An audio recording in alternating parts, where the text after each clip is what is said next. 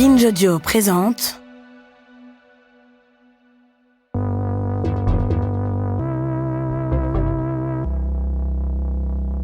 J'ai toujours vu mon père comme un homme solennel, plutôt réservé.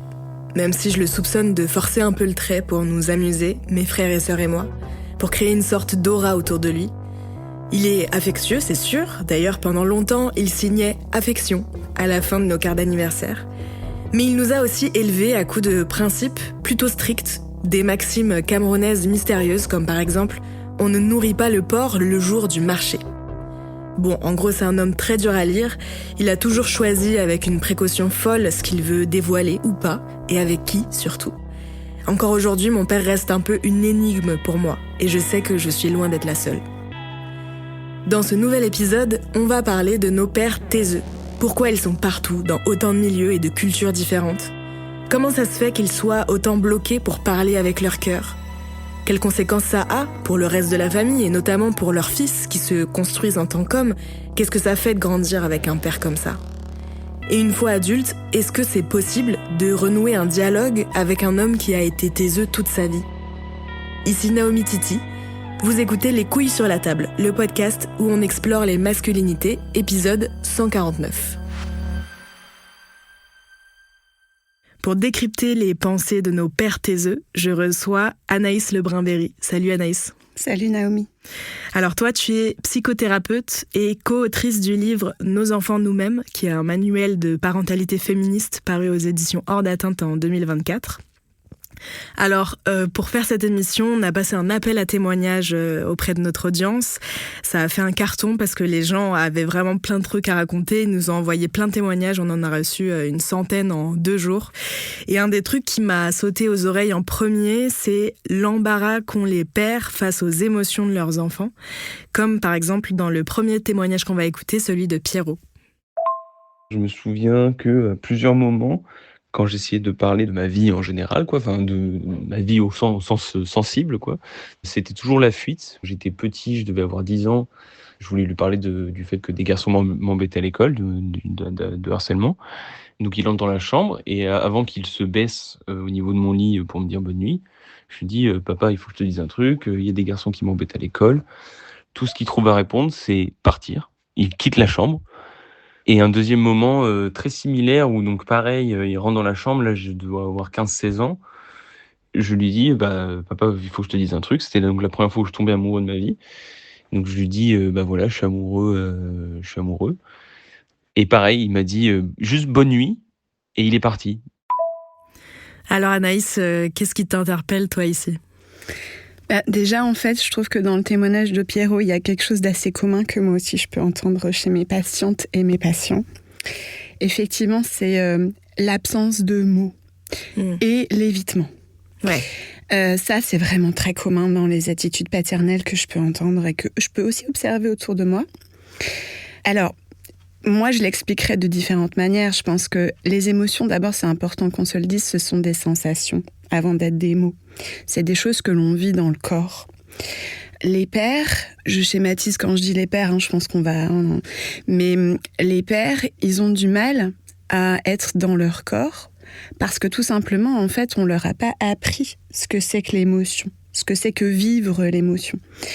Donc en fait, quand ils sont avec leurs enfants et que d'un coup, en fait, on leur annonce que on est traversé par un certain nombre d'émotions, en fait, ils savent pas ce que c'est pour eux-mêmes d'abord. Donc quand on n'a pas réussi à identifier ce qui peut se passer dans son propre corps et ensuite à mettre des mots sur ce que c'est que cette émotion qui nous traverse, comment on peut accueillir celle de l'autre? C'est impossible. On n'a pas les mots. Donc comme on n'a pas les mots, ensuite il y a plein de choses qui se calquent. Il y a la fierté, il y a l'ego, il y a l'impossibilité à dire qu'on ne sait pas, il y a plein de choses. Qu'est-ce qu'on fait? On fuit, quoi.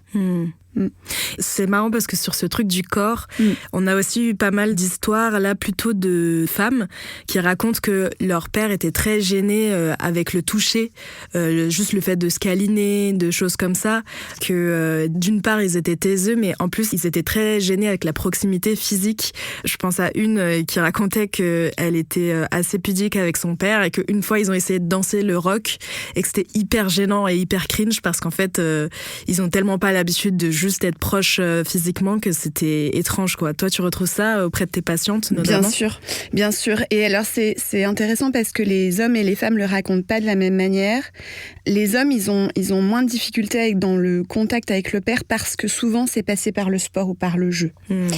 Par l'extériorisation physique, dans une activité, voilà.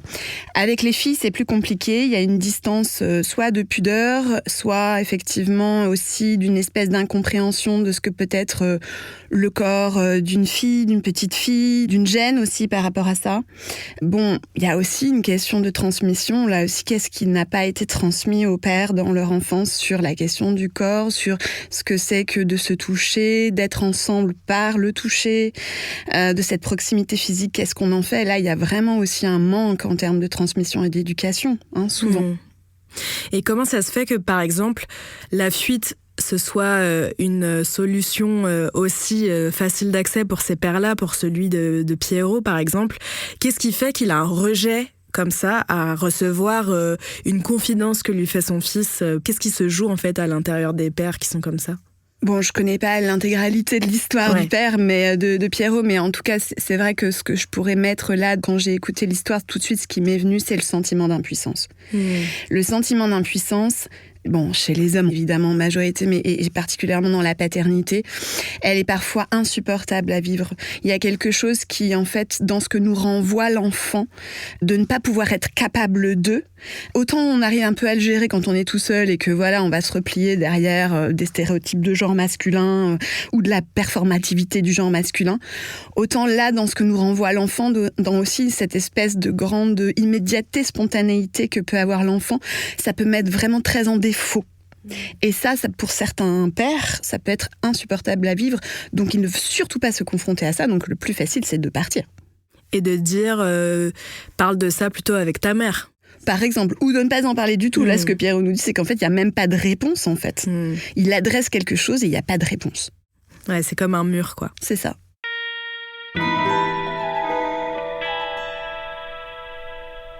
Historiquement, comment ça se fait que les pères soient aussi distants des émotions de leurs enfants ? Comment on peut comprendre ça d'un point de vue sur le plan historique, quoi ?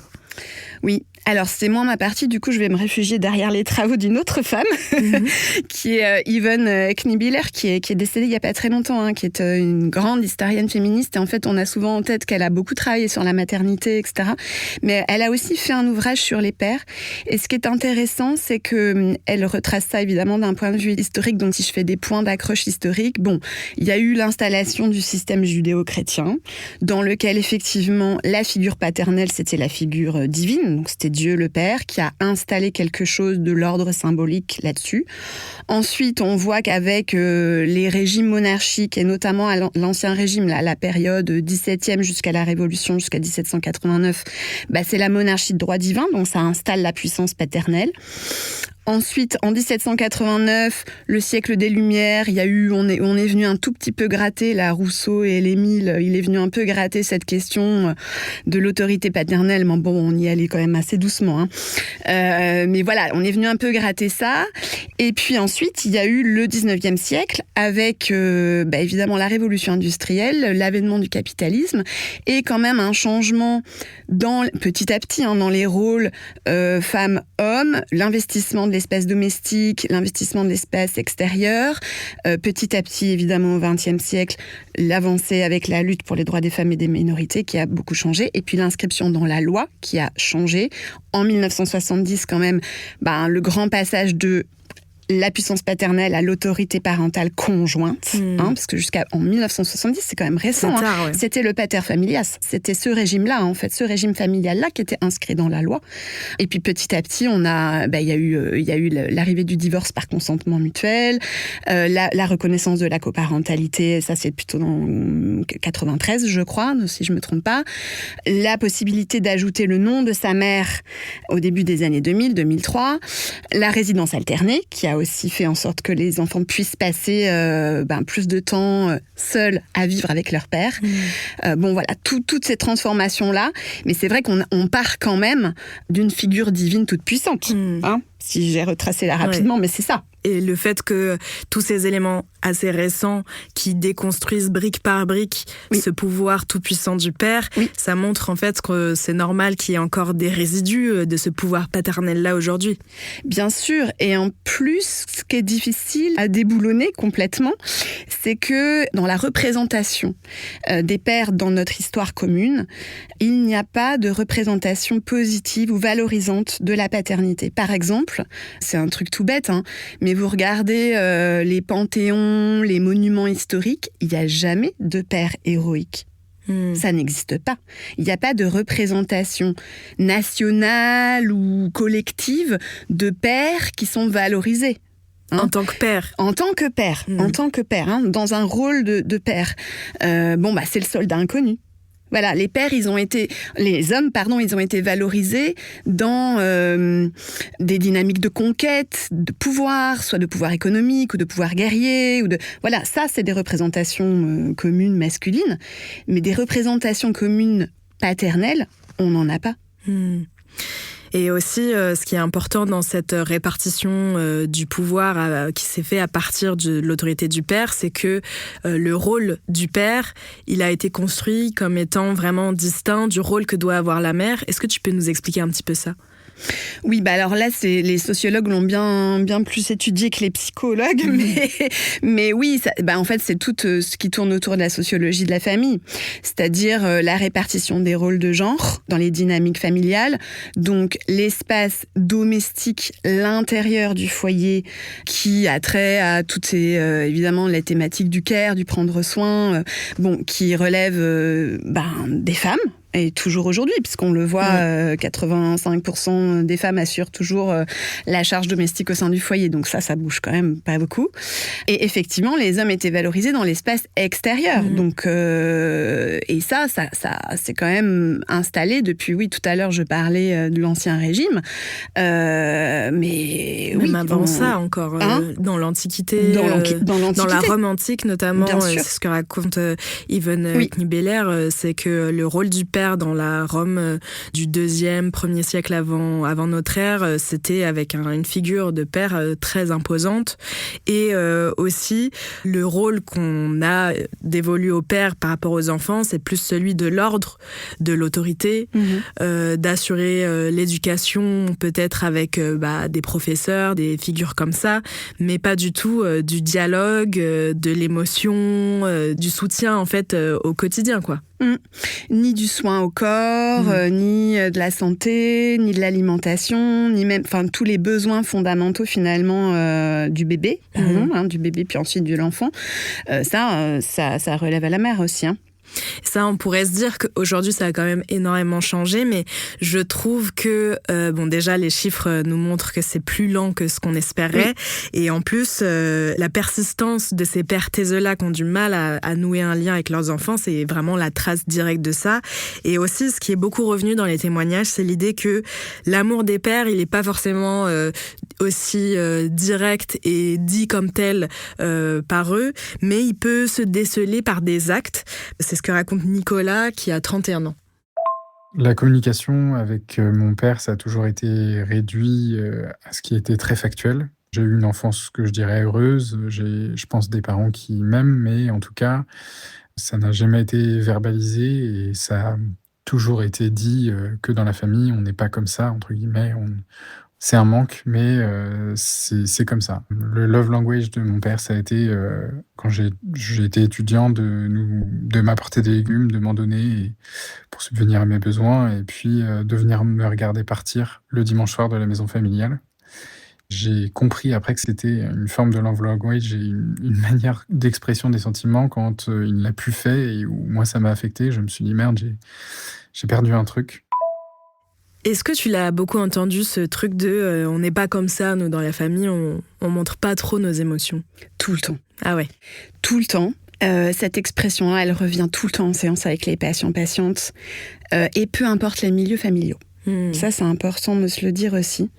Parce que c'est vraiment un truc transclasse. Ouais.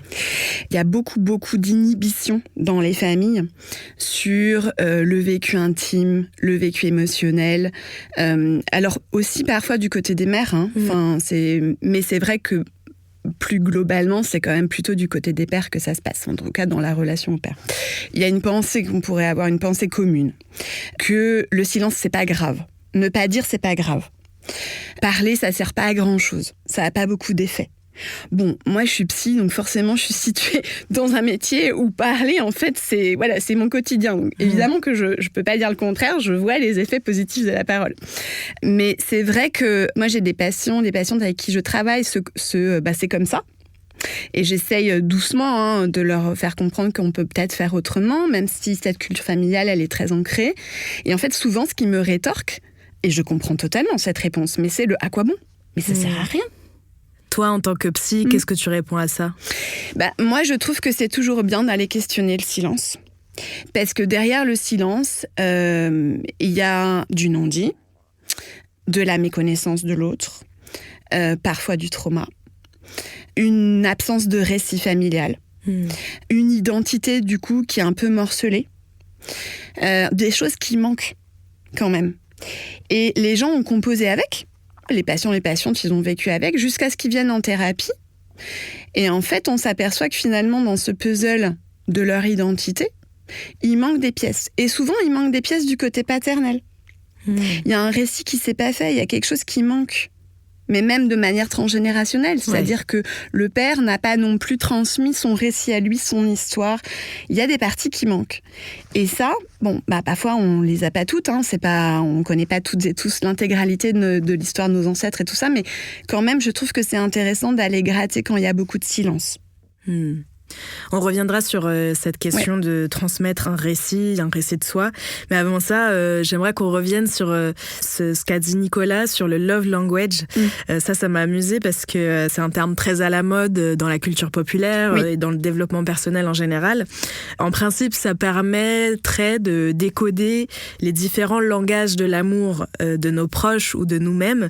Est-ce que tu sais d'où ça vient, toi, cette histoire de love language ? Oui, j'ai des patients. Moi, je fais de la thérapie de couple aussi, donc... Alors, j'utilise pas du tout ça. Je vais être là assez claire. Alors, j'utilise pas du tout. Pourquoi ? Parce qu'en fait, je le critique d'un point de vue féministe. En fait, ce love language, ça vient d'un bouquin. C'est un best-seller qui est sorti en 92, je crois. Et le problème de l'auteur, c'est un homme déjà qui a écrit ça, c'est qu'en fait, il est né en 1938, ce monsieur, et il n'est pas du tout psychologue. Il est pasteur. Il est pasteur baptiste. Bon, alors déjà, c'est quand même situé. Enfin, je veux dire, voilà. Sûr. Et puis bon, il a pas été dans une critique forcément de la religion. Donc moi, j'aime bien resituer quand même les discours. Alors, le problème de ces scripts-là, c'est que c'est enfermant, déjà. C'est un peu caricatural. Bon, parfois, ça aide à comprendre. Mais le problème de ce script-là, c'est qu'en fait, il prend pas du tout en compte les dynamiques de genre. Il les occulte complètement. On peut peut-être juste citer les fameux 5 langages de l'amour pour qu'on resitue de quoi on parle. Donc il y a les paroles valorisantes. Donc ça par exemple, ça peut être dire je t'aime, faire des compliments.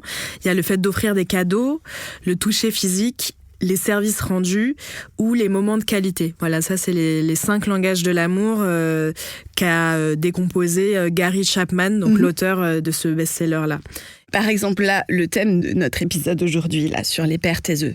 Moi, je veux bien que, peut-être dans un couple, mettons un couple hétérosexuel classique, avec les guillemets, monsieur ne donne pas trop de paroles valorisantes à madame. Très bien. Ok, en général, c'est plutôt dans ce sens-là que ça se passe. C'est-à-dire que madame attend des compliments ou attend en tout cas des paroles valorisantes de son compagnon. Bon, oui, très bien. Mais si on ne prend pas en compte cette grille du genre, on passe complètement à côté du problème. C'est-à-dire que monsieur ne sait pas faire, ou n'y arrive pas, ou est pris dans un schéma masculin de stéréotypes de genre.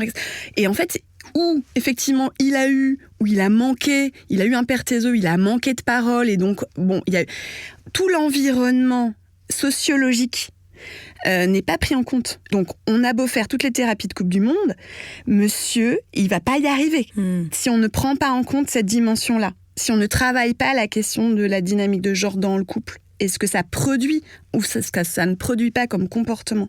Oui, mais ce qu'on pourrait dire, c'est que tant qu'il y a un langage de l'amour, quel que soit le langage en particulier, là par exemple Nicolas, il parle des petits gestes que son père lui apporte, des légumes quand il déménage et tout ça, on pourrait dire, c'est une preuve d'amour.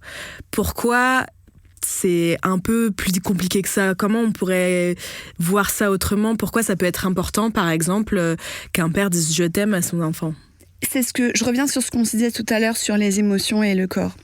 C'est important parfois d'ancrer les choses. C'est-à-dire qu'on ne peut pas toujours considérer que l'autre va comprendre.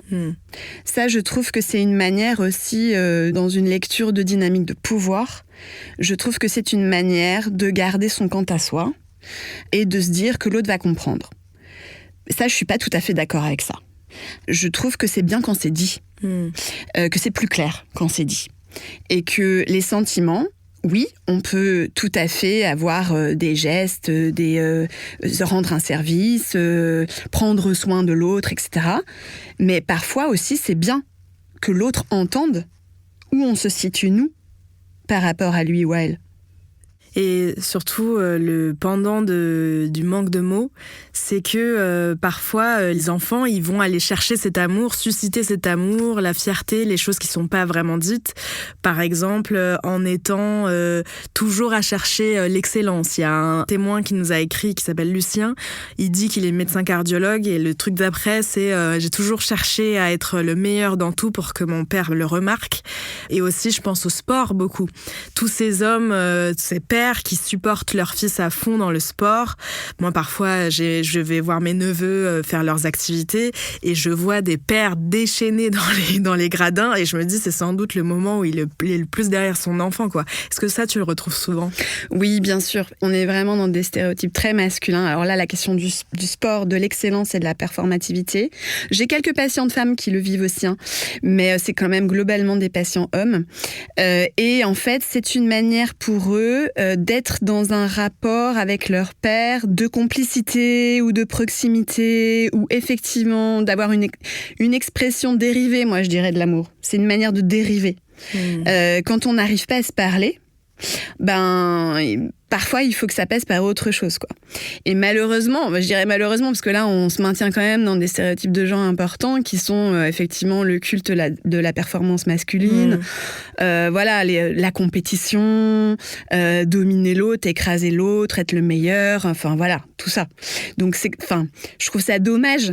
C'est bien de le dériver, mais peut-être qu'on peut apprendre à le dériver autrement, quoi. Ouais, surtout que parfois c'est avec des enfants assez jeunes. Moi, parfois je vois des enfants qui ont 8 ans et leur père est vraiment en mode il va devenir pro là, c'est sûr, donc il va à l'entraînement 5 fois par semaine, allez, on y va, quoi. Oui, ça me fait penser là tout de suite ce que tu dis, je pense au père des sœurs Williams.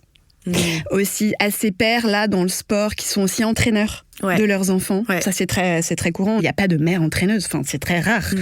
Et il y a une espèce aussi de projection, c'est-à-dire l'impuissance aussi dont je parlais tout à l'heure, l'impuissance qui peut être très très forte chez le père, qui peut amener à l'évitement, mais ça peut aussi amener à ces comportements de projection d'une réussite que eux-mêmes n'ont pas eue, d'une frustration sur une réussite ou une excellence ou quelque chose d'y arriver, quoi. Et c'est reporté sur l'enfant. Donc il faut que les enfants y arrivent pour eux les pères.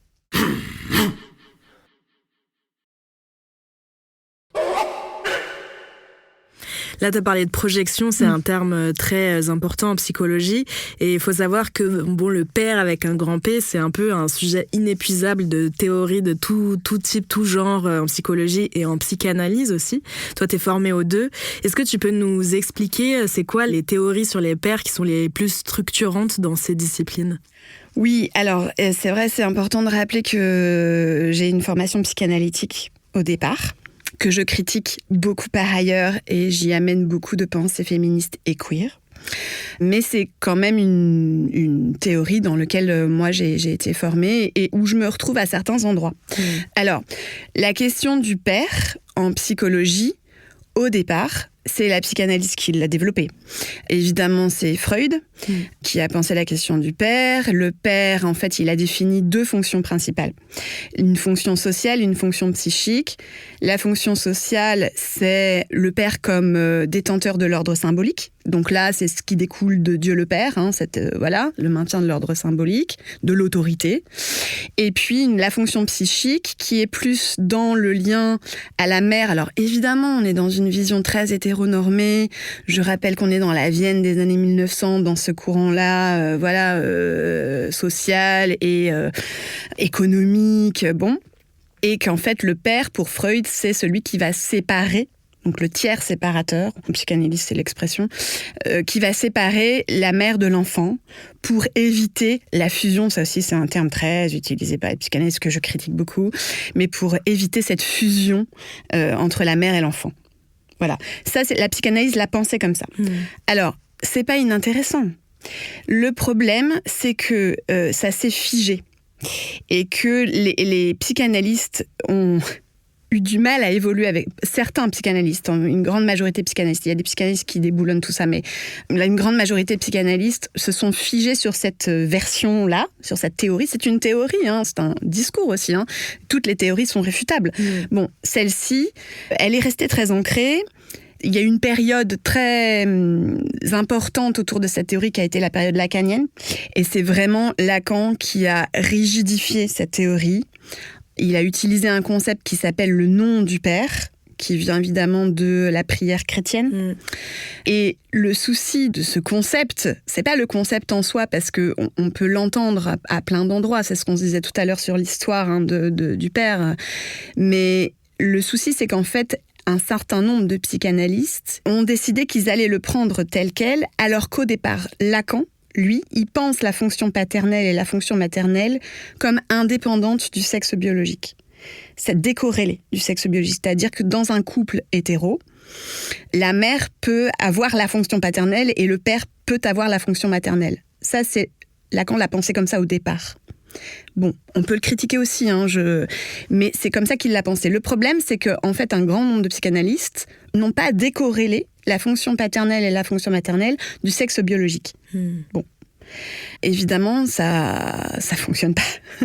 Oui, et surtout dans là ce que tu as développé, ça prend un peu pour acquis la différence genrée des rôles parentaux, alors que on pourrait se dire que c'est construit socialement, historiquement, et que il faut prendre ça en compte en fait pour regarder comment fonctionnent ces dynamiques familiales là. Exactement, et c'est pour ça qu'on a eu autant de positions extrêmement problématiques d'un grand nombre de psychanalystes au moment du mariage pour tous, par exemple, qui ont pris position dans les médias contre le mariage pour tous en utilisant la notion de déclin de la fonction paternelle.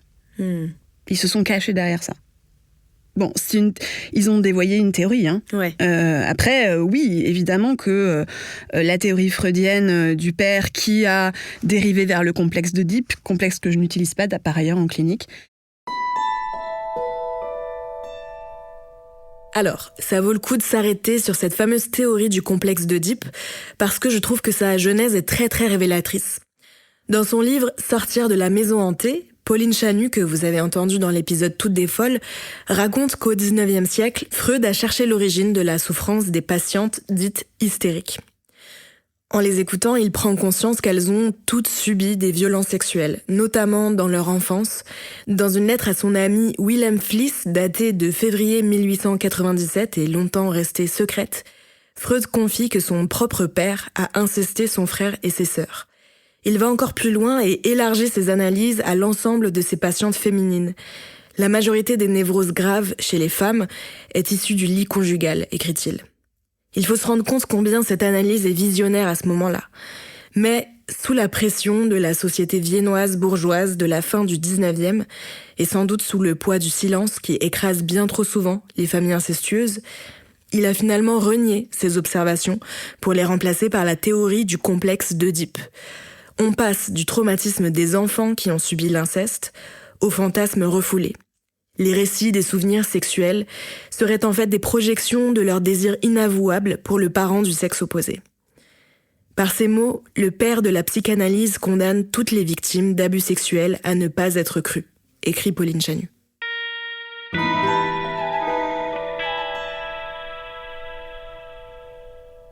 elle est problématique, il faut la déboulonner. Évidemment que ce n'est plus opérant aujourd'hui quand on regarde les nouvelles configurations familiales et les dynamiques familiales aujourd'hui et la diversité du faire famille aujourd'hui. En fait, je pense qu'il y a un certain nombre de choses de la psychanalyse qu'il faut lâcher. Mais c'est intéressant de retracer historiquement, sociologiquement ce qui s'est passé. Et toi, par exemple, en tant que psy-féministe, qu'est-ce que tu gardes au quotidien dans ta pratique de psy sur ce qui a pu être forgé comme théorie sur le père ? Alors, tout dépend du modèle familial. Évidemment, parce que moi je suis beaucoup de patientes qui soit sont en PMA solo, soit sont maman solo et tout ça. Donc, bon, là évidemment qu'on va pas prendre tel quel la théorie freudienne, ça fonctionne pas. Mais ce que je trouve intéressant, c'est le rapport au... Alors, moi j'aime pas trop ce terme d'autorité, mais le rapport au cadre, disons. Et ça, peu importe le genre, peu importe le sexe biologique, en fait, on a toutes et toutes intégré une forme de cadre. Et comment on l'exprime avec nos enfants. Et puis la question du tiers séparateur, qui peut être intéressante aussi, c'est-à-dire, moi, aujourd'hui, j'utilise pas ce terme de tiers séparateur, mais en fait, je parle de communauté.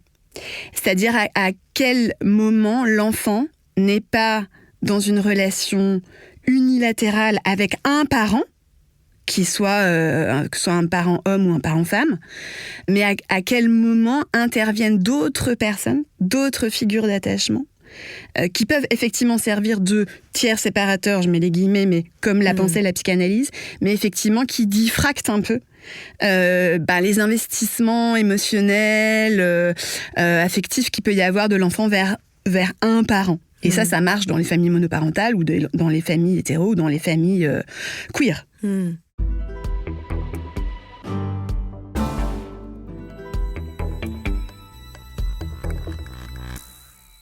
J'aimerais qu'on reparle de la difficulté des pères taiseux à se connecter à leurs propres émotions, à leur propre histoire, à leur propre construction, en fait. Ce que va nous raconter Malik, qui nous a envoyé ce témoignage.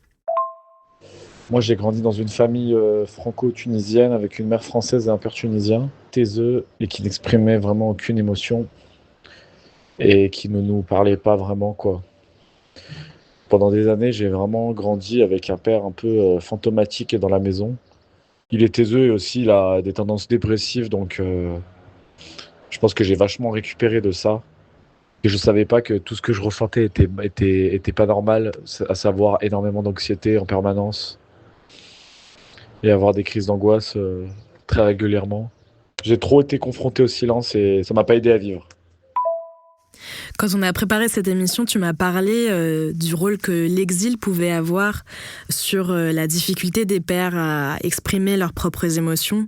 Qu'est-ce que tu as vu, toi, avec tes patients ?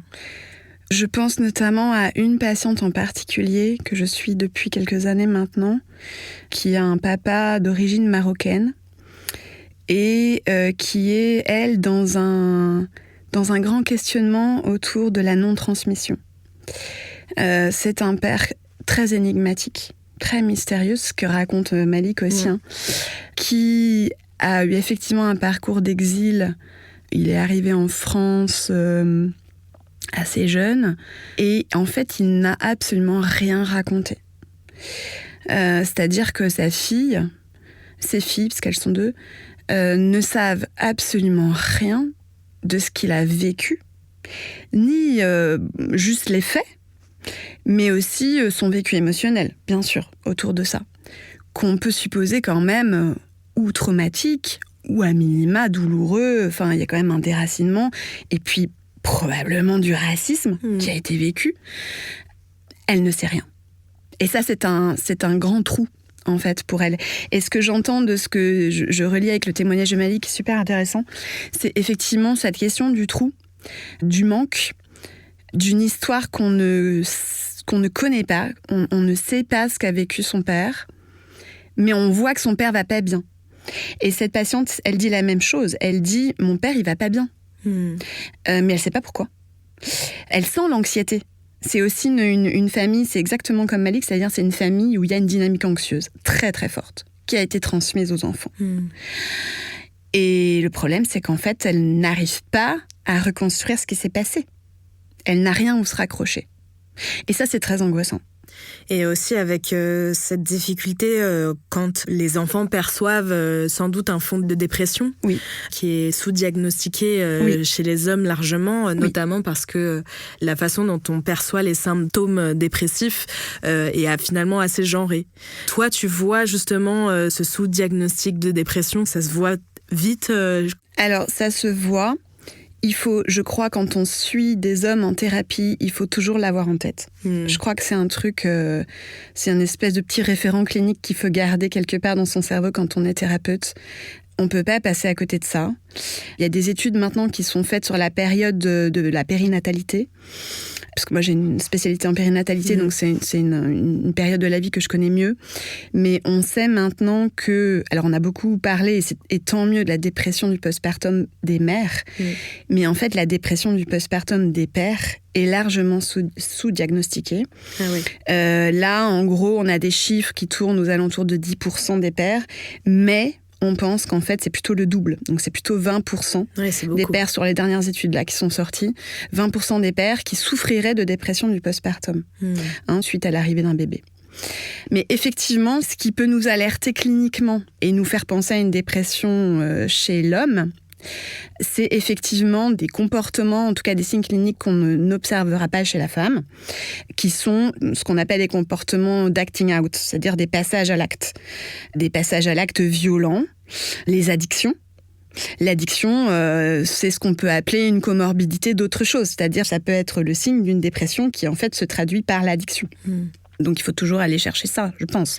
Et ce que tu dis sur l'acting out, ça me fait penser à beaucoup de témoignages qu'on a reçus de personnes qui racontent que leur père était très taiseux et ne parlait jamais de ses émotions, mais par contre avait beaucoup d'accès de colère sur des petits détails comme ça. Ça, tu le retrouves souvent ? Bien sûr, mais là encore, tout à l'heure, je parlais de dériver. Mais en fait, il faut bien dériver à un moment donné la souffrance. Il y a un mal-être. Il y a un mal-être profond. Sauf qu'en fait, d'une part, les pères n'ont pas appris à l'identifier, ou les hommes n'ont pas appris à l'identifier. Ils ne savent pas vraiment ce que c'est. Ils n'ont pas envie de le dire. Ils ne savent pas comment le dire. Il y a de la honte. Il y a aussi un repli sur des positions machistes. Il ne faut pas être vulnérable aussi. Il y a ça, bien sûr. Bon, en fait, comment on dérive la souffrance ? Soit on fait mal à l'autre, soit on se fait mal à soi, donc des comportements autodestructeurs. Et effectivement, la violence qui sort de manière quand même assez pulsionnelle, oui, ça peut être un moyen d'expulser ce mal-être dépressif qui est là et qui n'est pas pris en charge. Et malgré ça, même si on peut évidemment voir ces souffrances que peuvent vivre certains pères, notamment les pères taiseux, il faut rappeler que d'un point de vue politique, ce mutisme-là, ce silence-là, il a des conséquences concrètes sur le fonctionnement familial.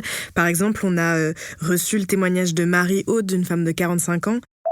Je suis née après un garçon dans une famille d'agriculteurs, donc l'héritier était là, la fille, finalement, son destin nous importe peu. Donc je suis née dans une certaine indifférence. En tout cas, je n'ai pas eu du tout le regard du père sur moi, l'affection comme je l'aurais souhaité. Quand il me pose des questions, c'est des questions très pratiques sur ma voiture, mon travail, mais faut pas que je donne trop de détails. C'est même ma mère qui signe pour mon père sur les cartes postales.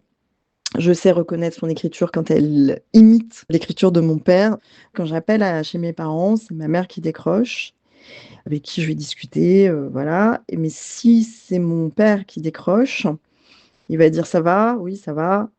Bon, je te passe ta mère. » Tu m'as parlé justement de ces milieux-là quand on a préparé notre échange. Pourquoi, pour toi, le silence, ça peut être un outil de contrôle dans les familles ?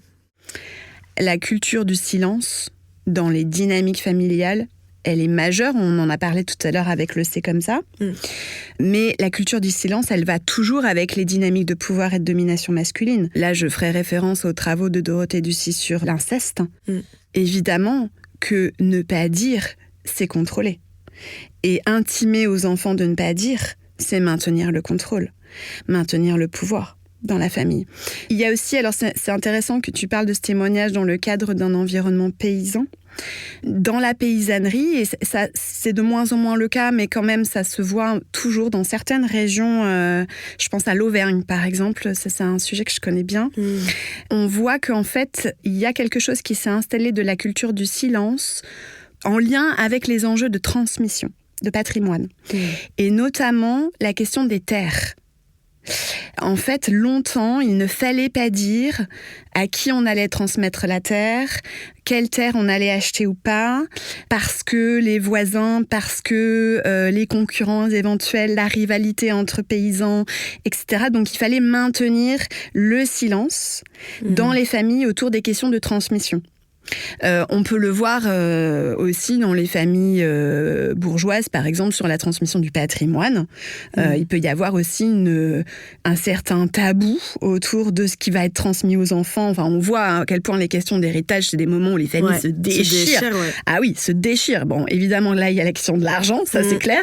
C'est pas que ça. Mais c'est pas que ça. C'est ça qui est intéressant. C'est pas que ça. C'est aussi la manière dont les parents, et notamment les pères, puisque c'est eux, en grande majorité, qui avaient le patrimoine, maîtrisent ce qu'ils vont dire ou pas. Donc c'est... Bon, derrière tout ça, il y a quand même des questions de pouvoir.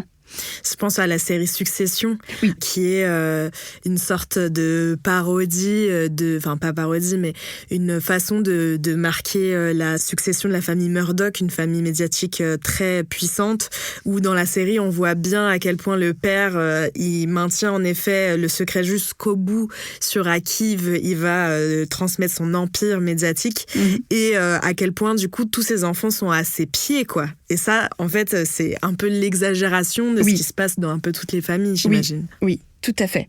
Et moi, j'ai beaucoup de patientes qui me racontent des moments de deuil, de décès du père, et en fait, une explosion familiale. Vraiment quelque chose, en fait, déjà, on découvre quand même parfois beaucoup de choses à ce moment-là. Et puis, c'est vrai que les enjeux autour de la transmission du patrimoine, ça peut être vraiment très, très compliqué à vivre. Et il y a aussi la question du patrimoine génétique. Tu m'as parlé, quand on a préparé cet entretien, d'un patient qui t'avait marqué par rapport au silence que gardait son père sur sa généalogie, en fait. Est-ce que tu veux bien nous raconter ? Oui. Alors, c'est un patient qui, en fait, ne comprenait pas la relation la relation qu'il n'avait pas, en fait, avec son père. C'est-à-dire qu'il y avait quelque chose, il avait la sensation, c'était une sensation qu'il avait, de ne pas être en lien avec son père. Et en fait, il prenait un exemple qu'il répétait très souvent en séance, c'était que son père ne le regardait jamais dans les yeux. Jamais. Ni enfant, ni à l'âge adulte, puisque c'est un patient qui avait une 30aine d'années. Et bon, on commence à déplier un peu les choses en thérapie, etc. Puis ça revenait souvent, cette question du regard.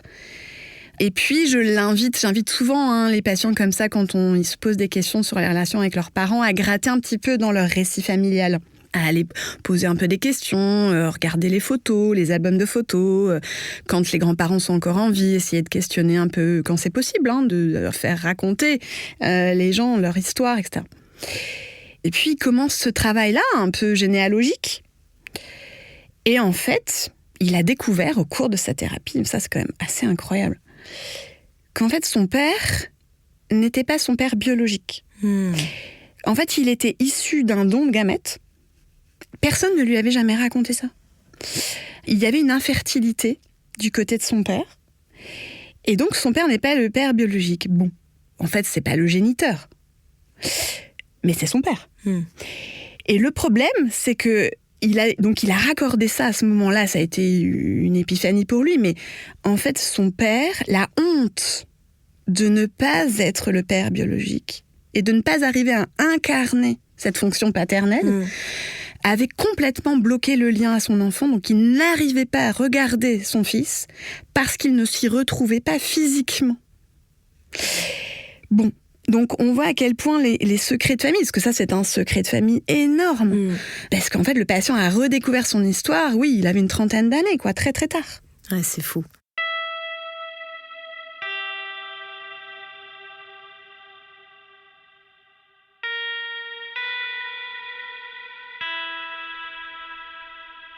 Et là, on a quand même parlé jusqu'ici de pères taiseux, mais au moins présents, au moins physiquement. Mais il y a aussi le cas des pères absents. Par exemple, on a beaucoup reçu d'histoires où le père disparaît après une séparation avec la mère. Et il disparaît sans donner aucune explication, que ce soit sur la séparation ou pour garder un lien ensuite. Il y a des chiffres qui montrent ça. Dans les séparations, par exemple, en ce qui concerne là spécifiquement les enfants de moins de 6 ans, qui vivent dans des familles monoparentales suite à une séparation. Il y a 83% de ces enfants-là qui vivent en résidence principale chez la mère, dont un quart de ces enfants-là n'ont aucun contact avec leur père après la séparation. Il y a 13% d'enfants qui vivent en résidence alternée et 4% seulement qui vivent en résidence principale chez le père. Et il faut savoir que dans la majorité des cas, les parents sont d'accord pour que ce soit la mère qui ait la garde principale après la séparation. Toi, qu'est-ce que tu vois des traces que ça laisse sur les enfants quand il y a une séparation qui se passe de cette manière-là, quand les pères disparaissent après une séparation? Qu'est-ce que tu as observé chez tes patients?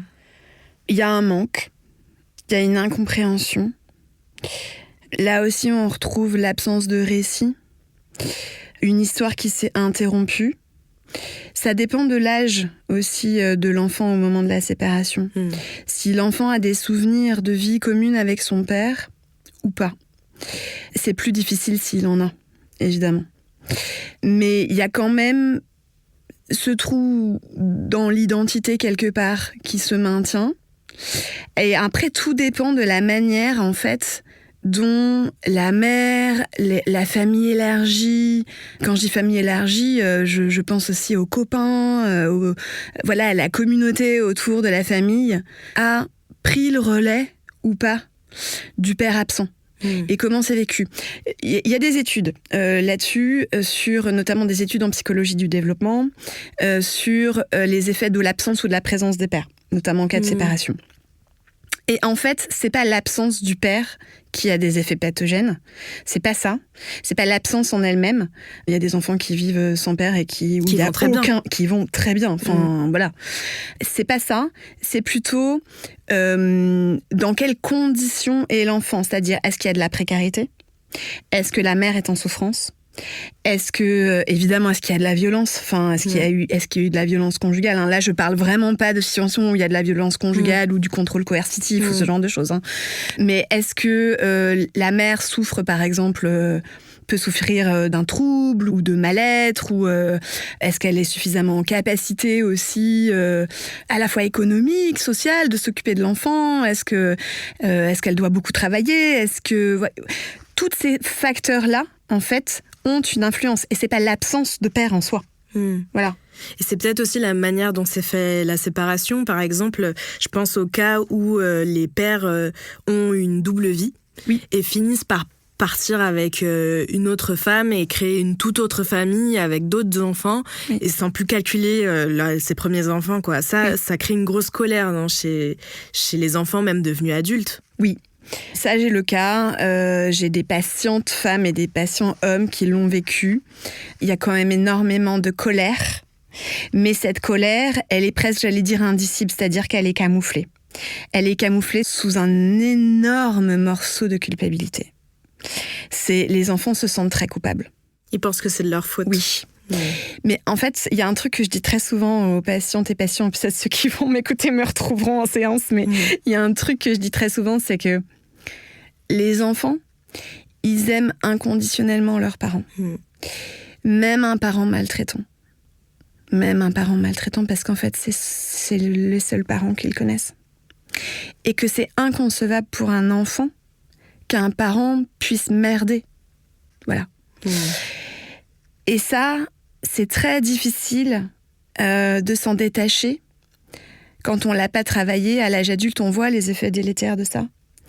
Parce qu'un parent qui a merdé, on a le droit de merder, en fait. Les parents parfaits, c'est horrible. Enfin, il faut surtout pas être parfait, c'est inatteignable pour un enfant, donc c'est pas ça qu'il faut. On a le droit de merder, pas trop, voilà, mais un peu. Mais en fait, c'est surtout qu'il faut le dire. Et en fait, ce qui se passe, c'est pas tant le fait qu'il soit parti avec quelqu'un d'autre, refaire une famille, etc. C'est surtout le fait qu'en fait, il s'est barré sans le dire, sans expliquer, sans éventuellement considérer que peut-être il y avait une forme de lien qui pourrait maintenir, ou voilà.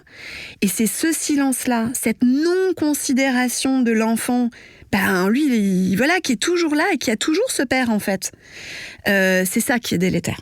Et la culpabilité, parce qu'on continue à aimer ce parent qui nous a abandonnés finalement.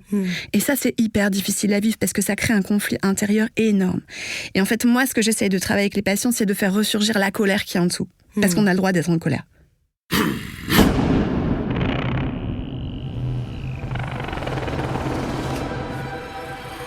C'était la première partie de ma conversation avec la psychothérapeute Anaïs Lebrun-Berry. Dans la suite de cet épisode, elle raconte quelles traces nos pères taiseux laissent dans nos vies quand on devient adulte.